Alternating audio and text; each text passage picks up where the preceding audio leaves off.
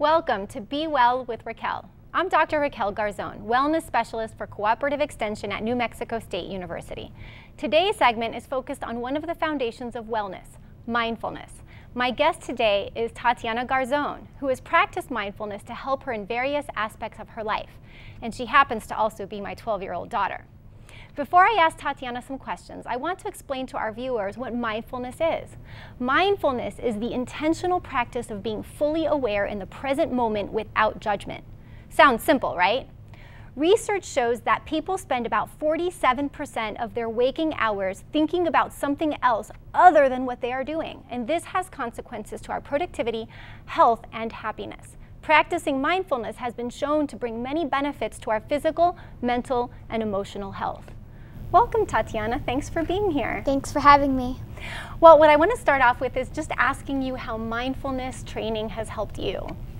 Mindfulness training has helped me because in many places, such as anxiety or like when I just can't fall asleep, it calms you and helps you just stay in the present moment. Okay, great. And so a lot of people think it takes a lot of time to practice mindfulness, or that you have to be meditating to do it. So if you can just talk to us a little bit about easy and practical ways that you can practice mindfulness. Some of them are just using an app that guides you, or you could just breathe and just concentrate on your breathing and nothing else. Okay. Can you also do other things, like can you be mindful like eating or brushing your teeth or walking? Yes, you could just focus on that and it really helps you. Okay, thank you. Well, mindfulness has been shown to reduce like stress and anxiety, as you mentioned, but also reduce distractions. It can also help increase our focus and our working memory and even courage. So I want you to talk a little bit more in detail about how it's helped you with either anxiety, or you mentioned something with sleep. So can you talk a little bit more about that? In anxiety, it helps calm you, like I said before, and it just helps you just stay more happy.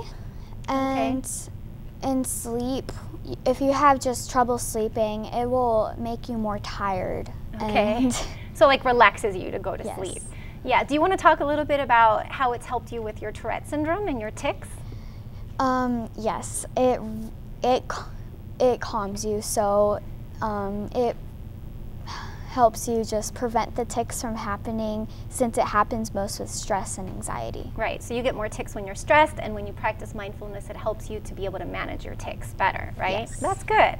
Now, you also know that when you and your brother sometimes argue in the car, you know, as kids like to do, that I have played mindfulness apps to kind of help us all calm down and settle down, because when you guys are arguing, it's not just you guys are upset, that I get upset as well, right? And so that really helps all of us. So, and you mentioned the apps earlier, so do you want to talk a little bit about some of the apps that you do like, and just give more detail on those? Headspace is probably the best one, in my opinion. It's free, and it guides you and it tells you what to do. And another one is called Calm. And it plays sounds for you to concentrate, and it calms you because it has background noises like water or like fire cracking.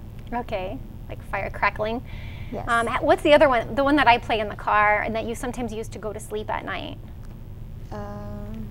The Buddhify app, is that the one that you use? Yes. Okay. It's not free, but it is totally worth it. It has different categories for you to choose from, like can't go to sleep or I'm stressed, and she has a really, really calming voice. Okay, so lots of different options. Headspace if you want something free, Buddhify if you want a lot of choices, even though you have to pay a little bit of money.